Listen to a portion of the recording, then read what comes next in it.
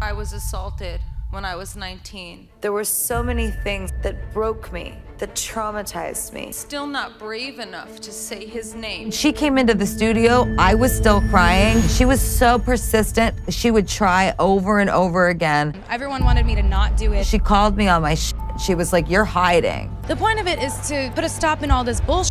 Part of me shut down and felt shame. We're coming on the air because there has been a deadly incident at an arena. My whole body started tingling and I started screaming. Step back, everybody.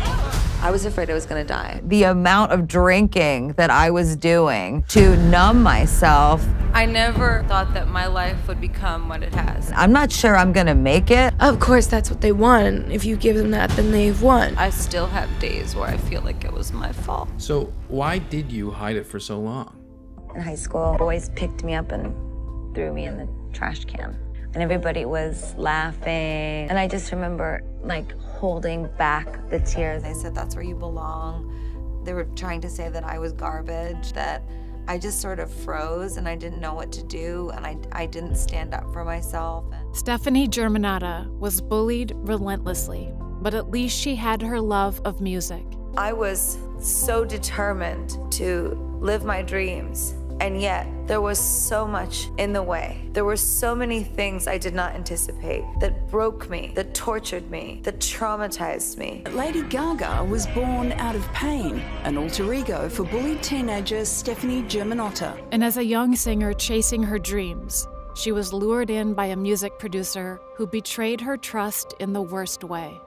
I was assaulted when I was 19. I changed forever. After I shared what happened to me with very powerful men, nobody helped to lead me to a place where I felt justice. I invented myself, Lady Gaga, and curated my life to be an expression of my pain by creating somebody that I felt was stronger than me. Hiding behind her Lady Gaga persona, Stephanie took the world by storm.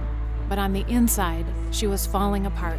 And the Grammy goes to Lady Gaga. I had this dream when I was really young that I could be whoever I wanted to be, that I would do it no matter who didn't believe in me. I'm fighting for every kid that's like me, that felt like I felt and feels like I still feel. I still sometimes feel like a loser kid in high school. She was alone in the world and crumbling under the weight of her shame. I just became a star and was traveling the world, going from hotel to limo to stage, and I never dealt with it.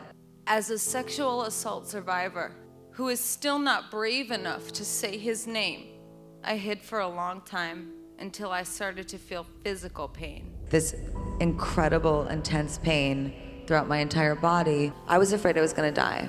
Fibromyalgia is essentially a chronic pain condition that makes your body hurt through your brain. It's a lot easier to go home and have a bottle of wine, like just numb it all away. As Gaga tried to drink away her pain, she watched another singer recover from her own trauma. As I wondered whether or not part of the reason you wanted to collaborate with her was because of the courage and the bravery that she has shown in recent years to try to pull herself out of some really traumatic experiences. That woman has been through some really tough, really hard, life-testing stuff. We heard the horrific news coming out of Manchester that there had been an incident at Ariana Grande's concerts. Well, you want to keep going and, you know, you want to just not be afraid because of course, that's what they want. If you give them that, then they've won. Less than 2 weeks following the tragedy, she was back center stage in Manchester again.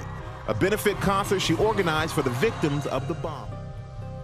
Gaga was drawn to Ariana's strength, but she was too ashamed to open up. When she came into the studio, I was still crying and she was not. And she was like, "You're gonna be okay. Call me, here's my number." And she was so persistent. She would try over and over again to be friends with me. And I was too ashamed to hang out with her because I didn't want to project all of this like negativity onto something that was healing and so beautiful. The harder thing to do is to ask for help and to tell someone. She called me on my She was like, "You're hiding."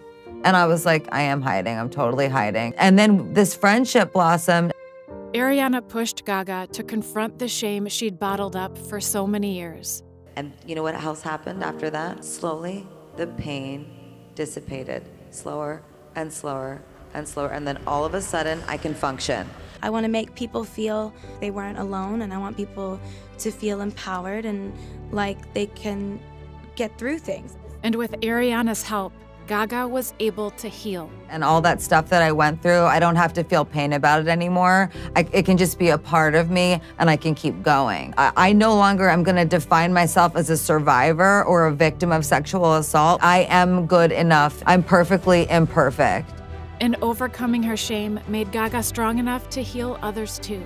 I feel that my rebellion in life is to be kind. But it just felt so good and fun and happy to dip a toe into her world a little bit. We can work together to heal each other. She's raised $35 million in 7 days to fight coronavirus. It will bring you back to life if you believe in yourself. But I hope that I can make people feel in some type of way that because I did, maybe they can too. You can go all the way in life and be authentic and do good things in the world and take care of yourself.